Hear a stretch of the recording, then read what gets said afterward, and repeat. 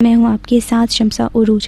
اس وقت ہمارے ساتھ اسٹوڈیوز میں موجود ہیں مفتی محمد اسماعیل طورو صاحب، اور شریعت آسان ہے کہ پروگرام میں ہمارے ساتھ شامل ہیں۔ ہم آج جس موضوع پہ بات کریں گے مفتی محمد اسماعیل طورو صاحب سے، وہ ہے کالا علم اور جادو کا علاج، اس کے حوالے سے، اور ہم اپنی گفتگو کا آغاز کرتے ہیں۔ السلام علیکم سر۔ بسم اللہ الرحمن الرحیم۔ آپ حضرات کے سامنے شریعت آسان ہے کے حوالے سے ہم حاضر ہیں۔ تو آج ہمارا موضوع ہے کالے علم اور جادو کا علاج، اس کا طریقہ، کس سے علاج کرایا جائے، اور اس حوالے سے کتنی غلط باتیں مشہور ہیں، اور کیا لوگ اس نام پر غلط کام کرتے ہیں۔ تو آج ہم اس حوالے سے بات چیت کریں گے۔ اللہ تعالی ہم سب کو اپنے احکام اور پیارے حبیب محمد مصطفیٰ صلی اللہ علیہ وسلم کے طریقوں پر چلنے کی توفیق عطا فرمائے۔ کالے علم اور جادو کا علاج، اس حوالے سے بات چیت ہم کریں گے، لیکن اس سے پہلے جو ہمارے دروس گزر چکے ہیں خواب کی تعبیر اور استخارے کے حوالے سے، تو اس کا خلاصہ آپ حضرات کے سامنے میں بیان کرتا ہوں، پھر اصل موضوع کی طرف آتا ہوں۔ چنانچہ محمد مصطفیٰ صلی اللہ علیہ وسلم کا مشکات شریف باب التطوع میں ارشاد ہے کہ جسے کوئی کام پیش آ جائے تو وہ استخارہ کرے، اور استخارے کا طریقہ یہ ہے کہ 2 رکعت نفل پڑھے اور اس کے بعد استخارہ کی دعا پڑھ لیں۔ اللہم انی استخیرک بعلمک واستقدرک بقدرتک۔ یہ جو لمبی دعا ہے کتاب میں دیکھ کے پڑھے، اور جہاں پر یہ جملہ آئے ان ھذا الامر، بے شک یہ کام جس کے بارے میں استخارہ کر رہا ہے اس کا نام لے لے باقاعدہ، تو یہ ہے استخارہ، 2 رکعت نفل اور استخارہ کی دعا۔ اور اس حدیث کے اندر 2 رکعت نفل کا تذکرہ ہے اور استخارہ کی دعا کا تذکرہ ہے۔ اس حدیث میں یہ نہیں ہے کہ رات کو کرو یا دن کو، اس حدیث میں یہ نہیں ہے کہ کسی اور سے کرواؤ، خود کرو۔ اس حدیث میں یہ نہیں ہے کہ رات کو جب کرو تو کسی سے بات چیت مت کرو۔ اس حدیث میں یہ بات نہیں ہے کہ خواب نظر آئے گا۔ خواب کا نظر آنا، استخارے کے ساتھ اس کو جوڑنا، یہ غلط ہے اور ٹھیک نہیں ہے۔ خواب ایک الگ حصہ ہے، نبوت کا 39واں حصہ ہے، اور اس کو قرآن و حدیث میں مبشرات سے تعبیر کیا گیا ہے کہ یہ مبشرات ہیں، اس کے ذریعے سے مسلمان مومن کو خوشخبری دی جاتی ہے۔ تو خواب کو استخارہ یا استخارہ کو خواب کے ساتھ جوڑنا غلط ہے، اور استخارہ کا معنی ہے اللہ سے خیر طلب کرنا، غیب کی خبر حاصل کرنا، نہ، یہ اس کا مطلب نہیں ہے۔ کل کی بات معلوم ہو جائے، ہم نے استخارہ کیا، ضرور وہ کام ٹھیک ہوگا، ہم کو معلوم نہیں ہے۔ پاک پیغمبر نے صلی اللہ علیہ وسلم زینب کی شادی زید سے کی، بعد میں طلاق ہو گئی۔ کل کا علم اللہ تعالیٰ کے پاس ہے، غیب کا علم نبی، ولی، جن، عامل، مفتی، عالم، کوئی بھی کل کی خبر معلوم نہیں کر سکتا۔ یہ کس کو معلوم ہے؟ یہ صرف اور صرف اللہ کو معلوم ہے۔ تو استخارہ کا معنی ہے اللہ تعالیٰ سے خیر طلب کرنا۔ خیر آپ نے طلب کر لیا، ابھی 2 رکعت نفل پڑھیے اسی وقت، ٹھیک ہے۔ اگر زوال کا ٹائم نہیں ہے اور طلوع غروب کا ٹائم نہیں ہے تو آپ نفل پڑھ سکتے ہیں اور اللہ تعالیٰ سے خیر طلب کر سکتے ہیں۔ اللہ سے مشورہ کرنا یہ جملہ ٹھیک نہیں ہے، اللہ سے خیر طلب کرنا یہ جملہ ٹھیک ہے۔ اگلی بات یہ ہے کہ استخارہ بھی کریں گے، سنت ہے۔ اگر کوئی آدمی استخارہ نہ کرے تو وہ گناہگار بھی نہیں ہے۔ لوگوں نے اس کو لازم اور ضروری سمجھ لیا ہے، نہیں، سنت ہے۔ استخارہ فرض اور واجب جو ہمارے کام ہیں یا جن سے بچنا ہے اور اس پر عمل کرنا حرام اور مکروہ تحریمی ہے، اس کے لیے استخارہ نہیں ہوتا ہے۔ جائز کام کے لیے استخارہ ہوتا ہے کہ یہ کام کرے یا نہ کرے۔ لہذا استخارہ سے افضل وہ ہے استشارہ۔ استشارہ کا معنی ہے لوگوں سے مشورہ طلب کرنا، بچہ بچی کا رشتہ آیا، آگے پیچھے دائیں بائیں تعلقات والے لوگوں سے یا جو کاروبار آپ کرنا چاہتے ہیں ان کے ماہرین سے مشورہ کیجیے، اور ان کو بھی چاہیے کہ وہ صحیح مشورہ دے۔ المستشار مؤتمن، جس سے مشورہ طلب کیا جا رہا ہے اس کے پاس امانت رکھی ہوئی ہے، لہٰذا وہ صحیح مشورہ دے۔ پاک پیغمبر کا ارشاد ہے، جو آدمی استخارہ اور مشورہ کرے گا وہ خائب، خاسر، ناکام اور نامراد نہیں ہوگا۔ تو مشورہ کریں گے۔ قرآن میں ایک صورت ہے سورہ شورا، وشاورہم فی الامر وامرہم شورا بینہم، مشورہ کیجئے، گھر میں بھی جو کام کیجئے مشورہ کیجئے۔ وقرن برأیک رأی غیرک واستشر، وقرن برأیک رأی غیرک واستشر فإن الحق لا يخفى على اثنین۔ عرب شاعر کہتا ہے کہ اپنی رائے کے ساتھ کسی اور کی رائے کو ملاؤ، حق بات دو آدمیوں پر مخفی نہیں ہوتی، لہذا مشورہ کیجئے اور کام کیجئے، اس میں خیر ہوگا۔ تو استخارہ کے بعد مشورہ بھی کیجئے، اور یہ بات بھی غور سے سنیں کہ لڑکا اور لڑکی اور کاروبار کے ظاہر حالت کو دیکھا جائے گا، باطن آئندہ کیا ہوگا یہ ہم کو معلوم نہیں ہے۔ ظاہر کیا ہے، جو ظاہر ہے اس پر عمل کر لیجئے۔ اس پر میں نے اپنے استاد کا ایک لطیفہ آپ کو سنایا تھا کہ ہمارے استاد صاحب ہیں صدر کراچی میں، مولانا عطا الرحمن صاحب، انہوں نے عصر کی نماز پڑھائی، ایک آدمی نے کہا میں آپ سے ملنا چاہتا ہوں، 5 منٹ چاہیے۔ تو استخارہ کروانا ہے۔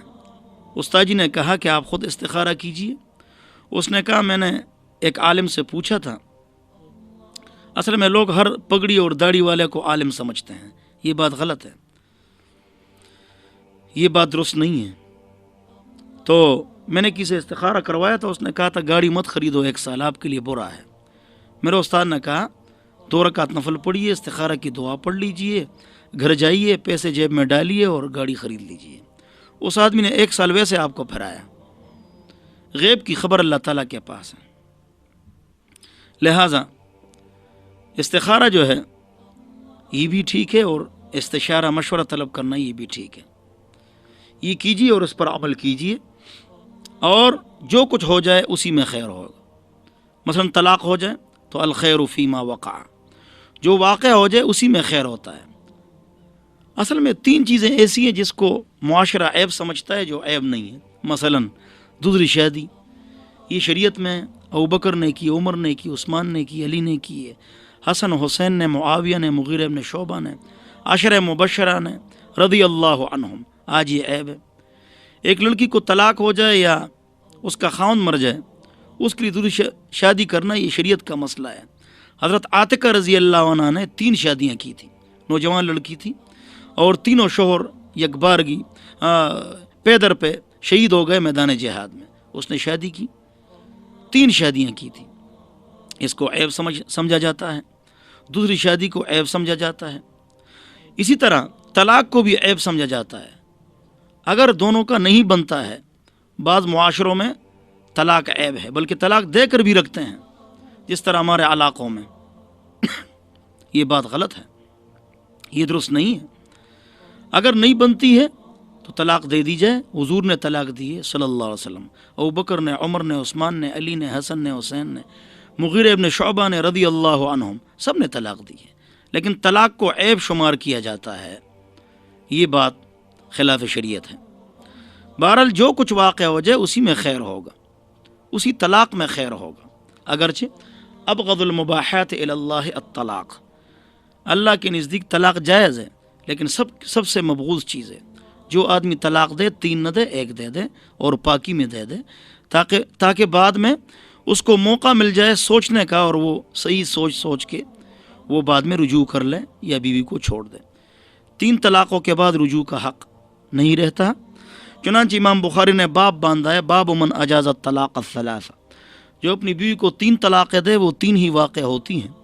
یہی مذہب امام حنیفہ، مالک، شافعی، احمد اور امام احمد کا ہے۔ سب کا اتفاقی موقف یہی ہے، 1 طلاق دو اور طہر میں دو۔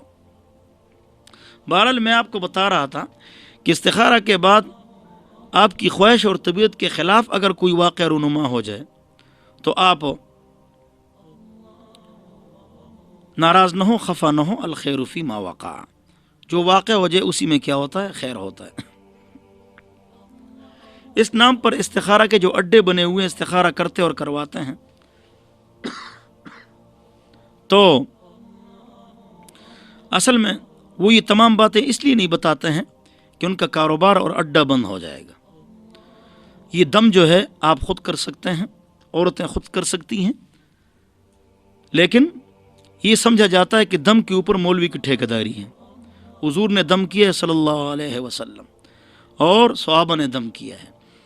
حضور اکرم صلی اللہ علیہ وسلم نے فرمایا ہے الفاتحۃ لما قرأت، سورہ فاتحہ اسی کے لیے جس کے لیے پڑھا جائے، لہذا ہر مسلمان نیک دم کر سکتا ہے۔ ہاں، حرام سے بچتا ہو، گناہ سے بچتا ہو تو اس کا دم زیادہ اثر کرے گا، لیکن ہر ایک دم کر سکتا ہے، ہر ایک استخارہ کر سکتا ہے، اور استشارہ مشورہ طلب کرنا، یہ بات میں نے بتا دی۔ دوسری جو بات ہے وہ ہے خواب کی تعبیر۔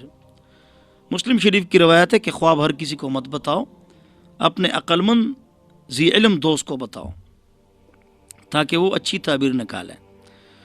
خواب جو سچی ہوتی ہے وہ فجر کی اذان سے پہلے، ظہر کی اذان سے پہلے، جمعے کی نماز کے بعد، پیٹ خراب نہ ہو، بادل نہ ہو، اور طوفان نہ ہو، بارش نہ ہو، تو خواب کی تعبیر پوچھ لیجئے۔ فجر کا ٹائم اس کے لیے افضل ہے۔ حضور اکرم صلی اللہ علیہ وسلم فجر کے بعد خواب کی تعبیر بتاتے تھے۔ خواب کی تعبیر کی کتاب نہیں لینی چاہیے بازار سے۔ ہر خواب کی 15-20 تعبیریں ہوتی ہیں، لوگ سائیکالوجی مریض بن جاتے ہیں خواب کی تعبیر دیکھ کر۔ نہیں، عالم سے پوچھ لو۔ بہرحال تو خواب کے متعلق میں نے آپ حضرات کو بتا دیا۔ آج ہمارا سبق ہے کالا علم اور جادو، کیا اس کا اثر ہوتا ہے؟ ایک آدمی نے سوال کیا کہ کیا اس کا اثر ہوتا ہے؟ ساری طاقتیں تو اللہ تعالیٰ کے پاس ہے، تو یہ اثر کیوں ہوتا ہے؟ جواب، مسلم شریف کی روایت ہے، پاک پیغمبر صلی اللہ علیہ وسلم وہ بیمار ہو گئے، وہی میں کوئی نقصان نہیں آیا۔ نقصان کس میں آیا؟ کہ کام بھول جاتے تھے، یا بیوی کے پاس آنا بھول جاتے تھے، اور گویا کہ رسیوں میں بندھے ہوئے ہیں، وہی کے کام میں نقصان نہیں آیا تھا، اس لیے کہ ایسا جادو جو وہی پر اثر انداز ہو جائے، قرآن میں اس کی ممانعت ہے کہ نبی مسحور، ساحر نہیں ہے۔ ہاں، دنیاوی کاموں میں فرق آ گیا تھا۔ پھر 2 فرشتوں نے خواب میں آ کر، نبی کا جو خواب ہوتا ہے وہ وہی ہوتی ہے، لہٰذا اس آدمی پر جادو ہوا ہے۔ اور قل اعوذ برب الفلق اور قل اعوذ برب الناس، یہ 2 صورتیں 2 مرتبہ اتری ہیں، مکہ میں بھی اور مدینہ میں بھی۔ جس طرح سورہ فاتحہ 2 مرتبہ اتری ہے، مکہ میں بھی اور مدینہ میں بھی، یہ بات یاد رکھو۔ تو حضور اکرم صلی اللہ علیہ وسلم کا وہ جادو جو تھا وہ ایک کنویں میں تھا۔ لبید ابن عاصم یہودی کی بیٹیوں نے وہ جادو کیا تھا اور حضور ٹھیک ہو گئے، وہ جادو کنویں سے نکل آیا۔ جادو حق ہے اور اس کا علاج بھی کیا ہے؟ حق ہے اور ہے۔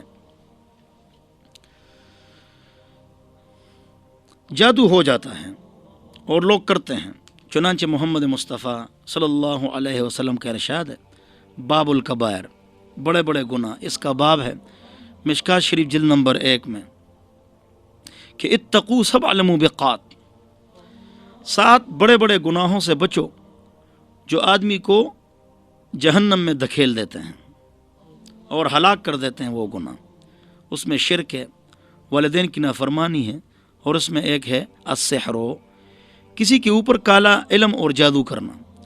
یہ ہوتا ہے، غلط لوگ کرتے ہیں اور غلط لوگ کرواتے ہیں، جس میں غیر اللہ سے مدد ہو یا کفریہ شرکیہ الفاظ ہوں تو یہ شرک ہے اور کفر ہے، وہ آدمی کافر ہو جاتا ہے، اور اس میں گناہ کے الفاظ ہو تو آدمی گناہگار ہو جاتا ہے۔ حضور اکرم صلی اللہ علیہ وسلم کا ارشاد ہے، ابو داؤد شریف کی روایت ہے، ان الرقا والتمائم والتولۃ شرک، تمام دم، تمام تعویذیں اور محبت کی تعویذیں یہ شرک ہے۔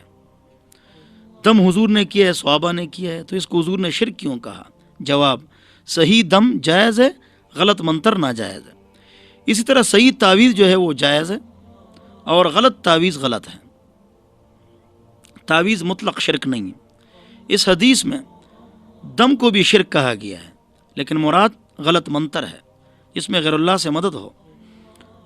جس طرح ٹھیک دم ٹھیک ہے تو ٹھیک تعویذ ٹھیک ہے، لیکن علماء کو چاہیے کہ لوگوں کو اعمال پر لائے، تعویذ نہ دیں، بلکہ لوگوں کو اذکار بتائیں کہ یہ ذکر کرو اور فلانا ذکر کرو اور فلانا ذکر کرو، فلانا وظیفہ کرو، مختصر تاکہ لوگ دیندار بن جائیں۔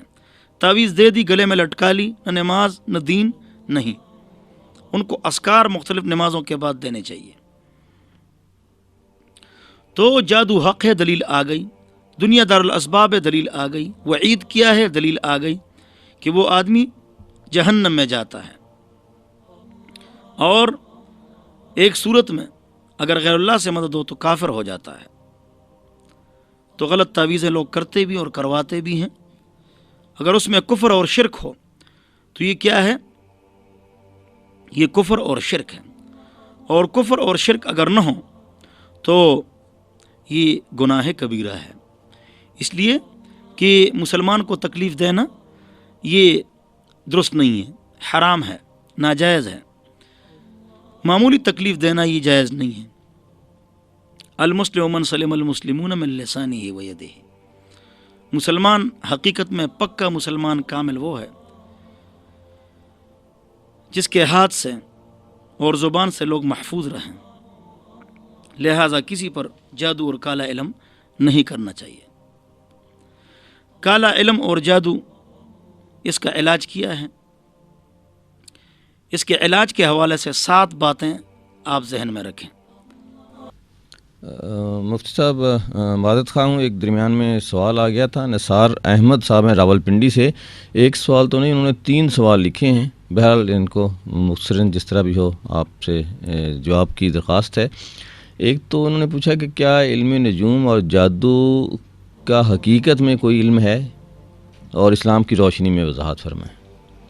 بسم اللہ الرحمن الرحیم۔ نثار بھائی، پہلی بات تو یہ ہے کہ جادو اور کالا علم اس کی حقیقت ہے۔ میں نے دلیل ابھی دی مسلم شریف سے کہ حضور اکرم صلی اللہ علیہ وسلم پر جادو ہوا تھا اور اس کا باقاعدہ علاج اترا تھا۔ لیکن علم نجوم جو ہے، عمر رضی اللہ عنہ سے روایت ہے کہ تعلموا من النجوم ما تہتدوا به فی ظلمات البر والبحر، کہ علم نجوم اتنا سیکھو جس سے تم لوگ نارتھ ویسٹ، شمال جنوب مشرق مغرب یہ معلوم کرو۔ یہ ضروری علوم، جس طرح کپتان جو ہوتے ہیں شپ کے، وہ اسی ذریعے سے وہ چلتے ہیں سمندر میں، ان کو شمال جنوب معلوم نہیں ہوتا ہے، انہی ستاروں کے ذریعے سے وہ چلتے ہیں کہ نارتھ ہے، ویسٹ ہے، یہ وی ستارہ ہے، یہ ڈبلیو ستارہ ہے، اور یہ جھرمٹ ہے، تو اس کے تحت جو ہے نا وہ چلتے ہیں۔ لیکن علم نجوم کے ذریعے سے غیب کی خبر حاصل کرنا، کہ نجومی کے پاس جا کر اس سے معلوم کر لے کہ میری قسمت کیا ہوگی، یہ بات غلط ہے۔ پامسٹری، علم نجوم، ایسے علوم، ہاتھ کی لکیریں، اس کے ذریعے سے غیب کی خبر حاصل کرنا یہ خلاف شریعت ہے۔ کیوں؟ اس لیے کہ یہ علوم جو ہے یہ ظنی ہے، اور قرآن و حدیث کیا ہے؟ یقینی ہے۔ ہم کو یقین کے پیچھے جانا چاہیے اور ظن گمان کے پیچھے نہیں جانا چاہیے۔ چنانچہ حضرت مولانا مفتی اعظم پاکستان مفتی محمد شفیع رحمۃ اللہ علیہ لکھتے ہیں معارف القرآن میں کہ ہاتھ کی لکیریں سب کی جدا ہیں، تو اس میں کچھ نہ کچھ تو ہے، اور ہر سیارہ اور ستارہ اس کا مدار اور اس کی حرکت جدا جدا ہے، کچھ نہ کچھ تو اس میں ہے، لیکن جو کچھ اس میں ہے وہ ہم کو معلوم نہیں ہے، اس پر یقینی ہمارے پاس علم نہیں ہے۔ یہ بھی یقینی علم نہیں ہے کہ جو لوگ یہ ہفتہ کیسے رہے گا، اکثر اخباروں میں آتا ہے، تمام اخباروں میں آتا ہے یہ ہفتہ کیسے رہے گا، اس کا جو رسالہ چھپتا ہے آپ سب کو لے لیں، سب کی خبریں الگ الگ ہوتی ہیں، یہ ہفتہ کیسے رہے گا یہ اللہ کو معلوم ہے۔ تو کچھ نہ کچھ تو ہے، لیکن وہ کیا ہے وہ ہم کو معلوم نہیں ہے، لہٰذا اس کے ذریعے سے غیب کی خبر حاصل کرنا یہ خلاف شریعت ہے۔ چنانچہ مسلم شریف کی روایت ہے، حضور اکرم صلی اللہ علیہ وسلم نے فرمایا کہ ایک نبی تھے اور وہ لکیریں کھینچ کر ایک خبر حاصل کرتے تھے، یہ مسلم شریف کی روایت ہے، جس کو کہتے ہیں علم الاعداد، علم الخط۔ تو حضور اکرم صلی اللہ علیہ وسلم نے آگے فرمایا، من وافق خطہ خطہ، جس کا خط اس کے خط کے موافق ہو جائے تو چلو ٹھیک ہے، لیکن ہو سکتا ہے یہ کسی کے پاس اس کے حوالے سے حجت اللہ البالغہ مضبوط دلیل ہے، جواب نہیں ہے، لہٰذا غیب کی خبر اس سے حاصل کرنا یہ درست نہیں ہے۔ یہاں پر آپ کو ایک واقعہ سناتا ہوں، میرے ایک دوست ہیں، عالم ہیں، حافظ ہیں، مفتی ہیں، عصری علوم بھی ان کے پاس ہیں، علم جفر، علم رمل اور علم نجوم بھی اس نے سیکھے تھے، اور اب وہ لندن میں ہوتے ہیں۔ تو میں نے اس کو کہا یہ کیا ہے؟ اس نے کہا میں نے یہ علوم سیکھ لیے ہیں۔ آدمی نفسیاتی مریض ہو جاتا ہے۔ میں نے جو نتیجہ اخذ کیا ہے وہ یہ ہے کہ جو لوگ ان کے پیچھے پڑتے ہیں وہ سائیکالوجی مریض، ڈپریشن کے مریض ہو جاتے ہیں۔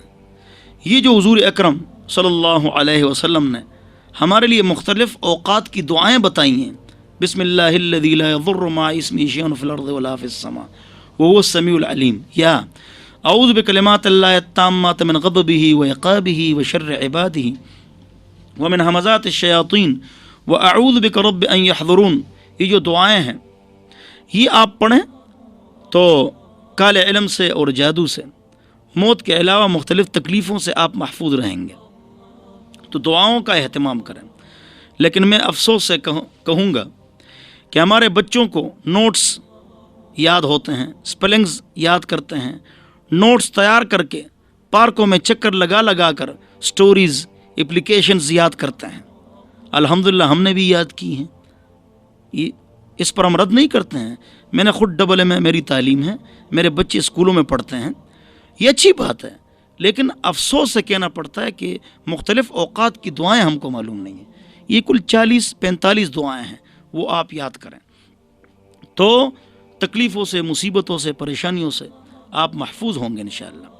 ابھی 10 جون کے بعد پورے پنڈی اسلام آباد کے 26 مقامات پر اور کل 110 مقامات پر ہم ایک کورس ہر سال کراتے ہیں، 7 کتابیں اس میں پڑھاتے ہیں، مفت وہ کورس کراتے ہیں۔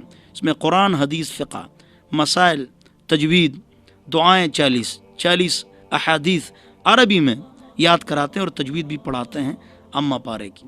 تمام ماؤں بہنوں سے خصوصاً اور دیگر افراد سے عموماً درخواست ہے کہ وہ اس کورس میں شریک ہو جائیں۔ عورتوں اور مردوں کے لیے الگ الگ کلاسز ہیں۔ عورتوں کو خاص طور پر اس لیے ذکر کیا گیا کہ 98% عورتوں کی تلاوت اور تجوید غلط ہیں۔ انگلش کی سپیچ اور سپیک انگریزوں کی طرح کرتے ہیں، لیکن قرآن کی سپیچ اور سپیک عرب کی طرح نہیں کرتے ہیں۔ اقرأوا القرآن بلحون العرب واصواتها، قرآن پڑھو عرب کی آوازوں سے اور عرب کے اندازوں سے۔ لہٰذا علم نجوم سے غیب کی خبر حاصل کرنا یہ خلاف شریعت ہے۔ یہ جو سوال ہے ان کا کہ کیا ایسے علم جو ہے اس کے ذریعے لوگوں کو فائدہ پہنچتا ہے یا پہنچایا جا سکتا ہے؟ جب شریعت نے ایک ضمنی چیز سے منع کر دیا ہے تو فائدے کا سوال غلط ہے، یہ بات غلط ہے۔ غیب کی خبر اللہ تعالیٰ کے پاس ہے۔ بعض عاملوں کے بارے میں سنا جاتا ہے کہ ان کے پاس جنات ہیں، ایک تو وہ جھوٹ بولتے ہیں اس لیے کہ جنات میرے پاس ہے، اس کی کوئی دلیل ہی نہیں ہے۔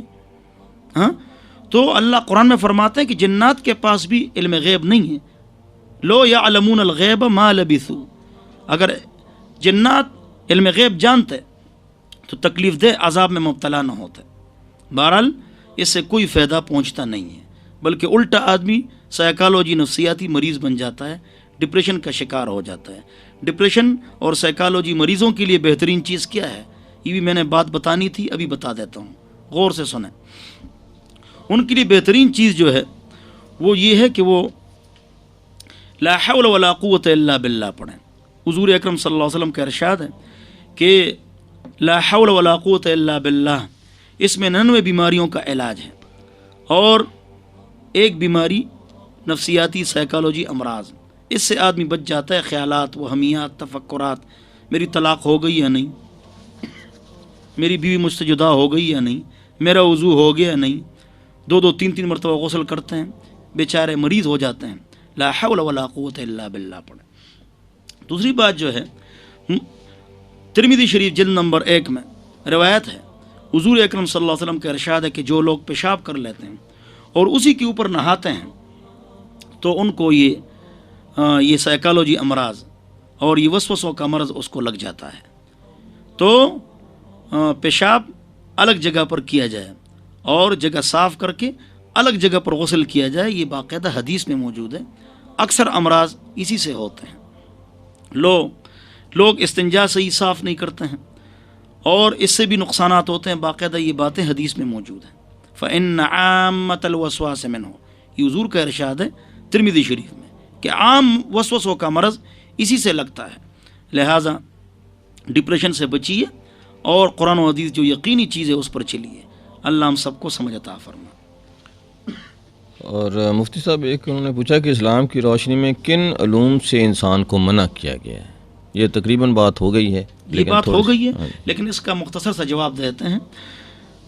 وہ علوم جو دنیاوی یا دینی یا ذہنی فائدہ دے دیں، وہ علوم جو دنیاوی یا دینی یا ذہنی فائدہ دے دیں تو وہ جائز ہیں. جس میں قرآن حدیث کی مخالفت ہو وہ ناجائز ہے. اب فزکس ہے، کیمسٹری ہے، لاگرتھم ہے، میتھس ہے، باٹنی ہے، اب یہ قرآن حدیث کا فن نہیں ہے. قرآن حدیث میں تو ہے لیکن یہ موضوع قرآن کا ہدایت ہے. حضور نے فزکس الگ پڑھائی ہے، کیمسٹری الگ نہ، لیکن یہ جائز ہے. یہ علوم جائز ہیں جتنے علوم پڑھائے جاتے ہیں، لیکن وہ علوم جو آپ کو شرک پر لے جائیں، بدعت پر لے جائیں، یا وہ توہمات، تفکرات، خیالات، وساوس پر لے جائیں تو اس سے شریعت میں منع کیا گیا ہے. جی بہت شکریہ. اب جس موضوع پہ ہم بات کر رہے تھے اگر ہم اسی کو آگے بڑھائیں. بہرحال تو 2 باتیں رہ گئیں، پھر موضوع کو سمیٹتے ہیں اور بات ختم کرتے ہیں. پہلی بات یہ ہے کہ یہ علاج کون کرے گا، یہ پہلی بات ہے کہ علاج کون کرے گا. اور دوسری بات یہ ہے کہ کالے علم اور جادو کا علاج کیا ہے. جی ایک ذرا سا بخو کیجیے گا.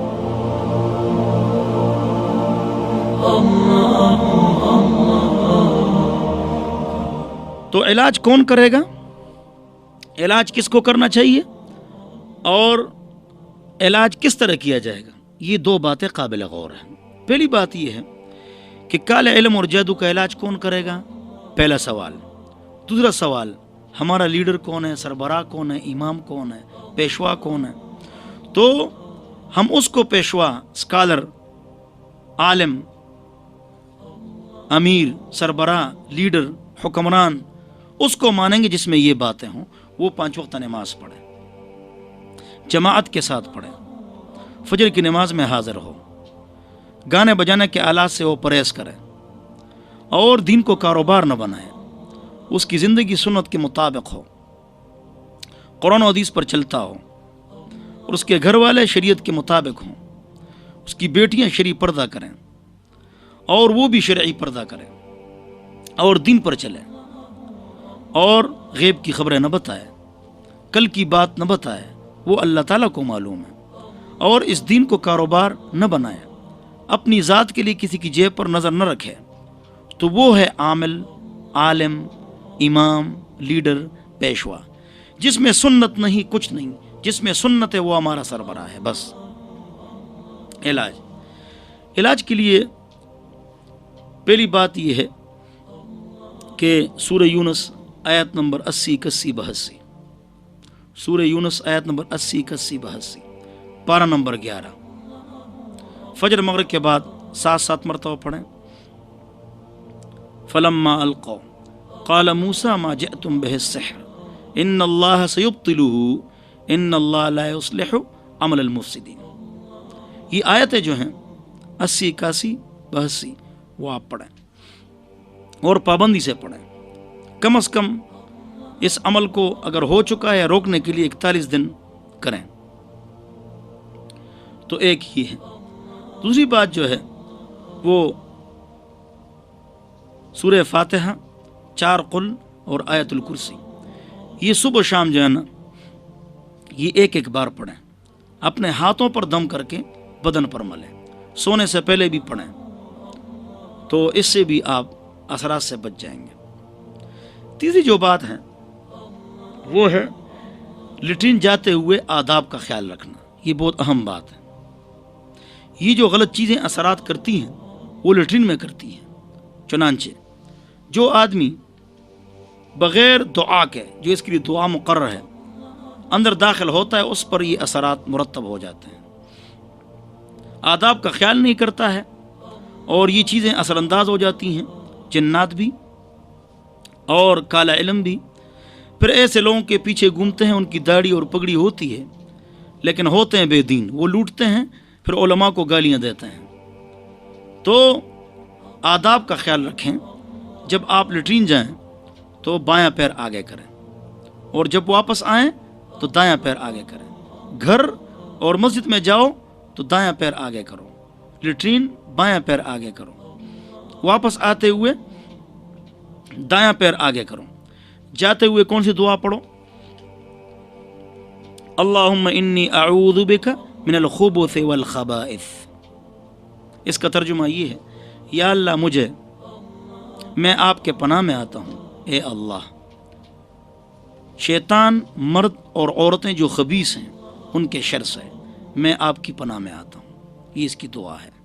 یہ تو آپ کو یاد نہیں ہوگی, فی الحال یاد کر لو.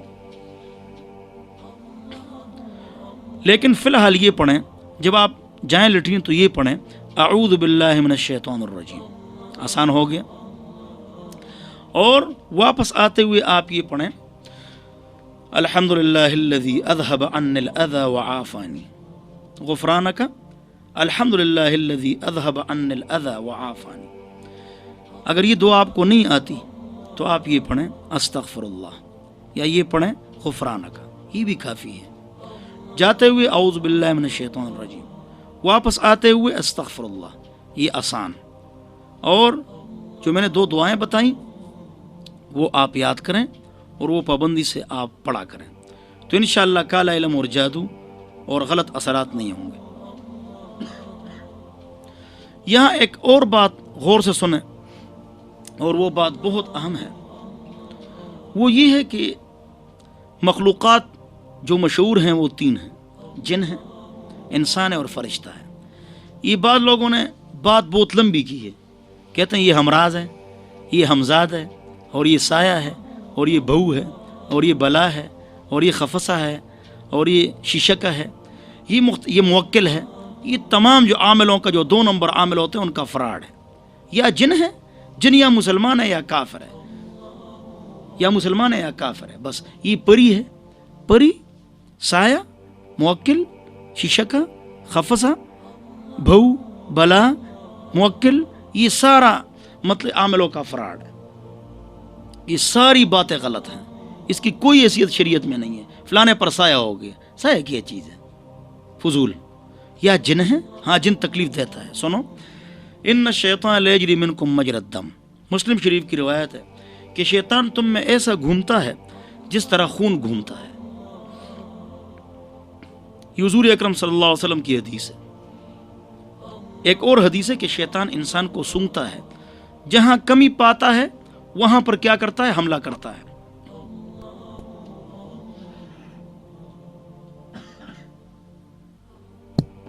وہاں پر حملہ کرتا ہے. لہذا جہاں پر عقیدے میں نقصان ہو وہاں پر شیطان کا حملہ ہوتا ہے. لہذا اللہ تعالیٰ کی ذات پر یقین مضبوط کیجیے.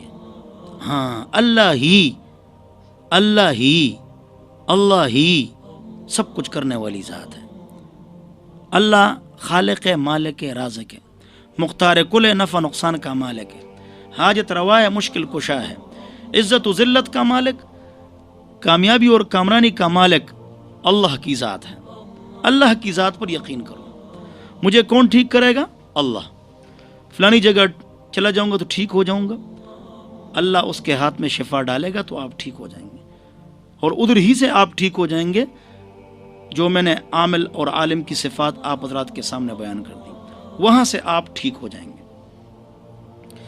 اگر آپ یہ کہیں یہاں سے ٹھیک نہیں ہوا تو فلانی جگہ جاؤں گا، تو وہاں سے آپ ٹھیک ہی نہیں ہوں گے۔ کیوں؟ آپ کا عقیدہ ٹھیک نہیں ہے۔ 50 مشوروں پر نہ چلیں، آگے پیچھے لوگ آپ کو مختلف باتیں بتائیں گے، نہیں۔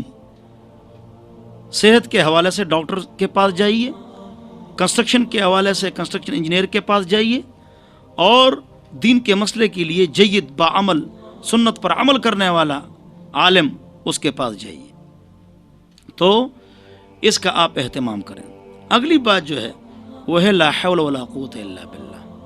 یہ صبح شام آپ کم از کم 100 مرتبہ پڑھیں۔ یہاں ایک ضروری بات بتاتا چلوں، وہ یہ ہے کہ ہمارے پاس بیوی بچوں کے لیے، ٹی وی کے لیے، کرکٹ کے لیے، اور گلی میں بیٹھنے کے لیے اور تفریح کے لیے ٹائم ہے۔ اللہ کے لیے ہمارے پاس کیا ٹائم ہے؟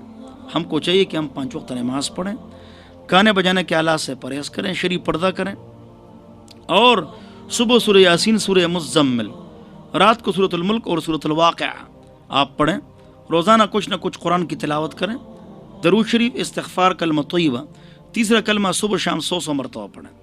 گھر میں عورتیں ہوتی ہیں، آٹا گوندتی ہیں، کپڑے دھوتی ہیں 3 گھنٹے میں، اگر یہ درود شریف پڑھیں تو 3-4 ہزار مرتبہ درود شریف پڑھ سکتی ہیں۔ گانے سنتی ہیں، اوپر سے اللہ تعالیٰ کی لعنت برستی ہے، پریشانیاں ہم کو گھیر دیتی ہیں۔ اللہ کو ناراض کرو، سکون نہیں پاؤ گے۔ قرآن حدیث کے خلاف چلو، پریشانیاں مصیبتیں بے اتفاقی اترے گی۔ قرآن و سنت پر چلیے، سکون پائیے، اس لیے کہ سکون، اتفاق، محبت اور الفت اور صبر اور شکر اور عاجزی اور انکساری کے خزانہ اللہ تعالیٰ کے پاس ہے۔ اللہ کے قانون پر چلو، خوش رہو۔ لا حول ولا قوت الا باللہ صبح شام 100 مرتبہ آپ پڑھیں، اور پابندی سے پڑھیں، تو اس سے بھی انشاءاللہ خیر ہوگا، اس سے بھی کام ٹھیک ہو جائے گا، اور یقین اللہ تعالیٰ کی ذات پر جو ہے کیا کریں، مضبوط رکھیں۔ اسی طرح یہ جو دعا ہے، اعوذ بکلمات اللہ التامات من غضبہ وعقابہ وشر عبادہ ومن ہمزات الشیاطین واعوذ بک رب ان یحضرون، یہ دعا، استخارہ کا طریقہ اور مشورہ اور کالے علم اور جادو کا علاج، یہ سب کے میں نے میسیجز بنائے ہوئے ہیں، پہلے سے میں نے بنا کے رکھے ہیں اپنے فولڈر میں، جو کوئی پوچھتا ہے اس کو بھیج دیتا ہوں، SMS کر لیتا ہوں۔ تو آپ یہ جو دعا ہے، اعوذ بکلمات اللہ التامات من غضبہ وعقابہ وشر عبادہ ومن ہمزات الشیاطین واعوذ بک رب ان یحضرون، یہ آپ یاد کریں۔ میں نے 2-3 مرتبہ پڑھ لی، اور یہ پڑھ لیا کریں، اس میں سب کچھ ہے۔ اسی طرح نظر بھی لگتی ہے، بخاری شریف کی روایت ہے، لو سابق القدر شیء لسابقته العین، اگر تقدیر سے کوئی چیز آگے نکلتی وہ نظر ہوتی، بد نظری نہیں کہنا چاہیے، نظر بد نہیں کہنا چاہیے، نظر ہوتی۔ اگر تقدیر سے کوئی چیز آگے نکلتی وہ نظر ہوتی۔ کیوں؟ نظر اچھی بھی لگتی ہے اور بری بھی لگتی ہے، چنانچہ مسلم شریف کی روایت ہے، ایک صحابی نے قمیص اتاری، دوسرے صحابی نے کہا آپ کے مسلز اور صحت بڑی اچھی ہے، وہ بے ہوش ہو گئے۔ اچھی نظر بھی لگتی ہے، ماشاء اللہ کہنا چاہیے تو نظر نہیں لگتی، تو اور حریص نظر بھی لگتی ہے اور اچھی نظر بھی لگتی ہے۔ اس سے حفاظت کے لیے آپ ماشاء اللہ پڑھیے، اور سورۃ القلم کی آخری 2 آیتیں، سورۃ القلم کی آخری 2 آیتیں، سورۃ القلم کی آخری 2 آیتیں، وَإِن يَكَادُ الَّذِينَ كَفَرُوا لَيُزْلِقُونَكَ بِأَبْصَارِهِمْ لَمَّا سَمِعُوا الذِّكْرَ وَيَقُولُونَ إِنَّهُ لَمَجْنُونٌ وَمَا هُوَ إِلَّا ذِكْرٌ لِّلْعَالَمِينَ۔ یہ آپ صبح شام بچوں کے اوپر خود دم کریں، دم خود کریں۔ صبح شام ایک آدمی اپنی بیوی پر یا بیٹی پر یا بیٹے پر دم کرے گا، اس میں کتنا اخلاص ہوگا، اس کو کتنی فکر لگی ہوگی، لہٰذا خود دم کریں۔ عالم سے دم کروائیں تب بھی ٹھیک ہے، نیک ہوتا ہے نسبتاً، تو دم جو ہے وہ آپ کر لیا کریں، خود دم کر لیا کریں، اور یہ اعمال آپ پابندی سے کریں، انشاءاللہ اللہ تعالیٰ خیر کرے گا۔ بہرحال کالا علم اور جادو ہوتا بھی ہے، اور اس کا اثر نبی علیہ السلام پر بھی ہوا ہے۔ مسلم شریف کی روایت میں نے پیش کر لی، اس کی وعید بھی میں نے بتا دی۔ کس سے علاج کرو گے؟ جس میں 10 باتیں ہوں اسی سے علاج کرو گے۔ علاج کے لیے میں نے ضروری عوامل اور ضروری باتیں میں نے آپ حضرات کے سامنے ذکر کر دی کہ آپ ان باتوں پر عمل کیجئے اور کالے علم اور جادو سے محفوظ ہو جائیے۔ اس پر انشاءاللہ آئندہ جو درس ہوگا اس پر انشاءاللہ تفصیل سے پھر بات کریں گے، اس لیے کہ یہ چیز بہت عام ہو چکی ہے، تو ہم کو چاہیے کہ ہم خوب اس پر بولیں، اور جو غلط تأثر بیٹھ چکا ہے، غلط لوگ بیٹھ چکے ہیں، تو وہ لوگوں کی ذہن سازی بھی ہو اور ان کی اصلاح بھی ہو۔ اللہ ہم سب کو قرآن و سنت پر چلنے کی توفیق عطا فرمائے۔ وآخر دعوانا ان الحمدللہ رب العالمین۔